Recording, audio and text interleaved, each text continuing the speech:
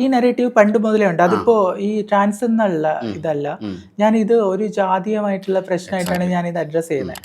കാരണം ഈ ദളിത് പുരുഷന്മാരോട്, ദളിത് സ്ത്രീകളോടൊക്കെ നമ്മുടെ സമൂഹം കാണുന്ന, അവർ ആ ഒരു ലെൻസിലാണ് കാണുന്നത്. ഇവർ വളരെ ഇങ്ങനെ ജീവിക്കുന്ന ആൾക്കാരുടെ. ഇപ്പോൾ ഒരു നാട്ടിൽ ഫസ്റ്റ് കവർച്ച നടന്നു കഴിഞ്ഞാൽ ആദ്യം അവർ പോകുന്നത് ബംഗാളീസിൻ്റെ അല്ലെങ്കിൽ ഹിന്ദിക്കാരുടെ അടുത്തായിരിക്കും.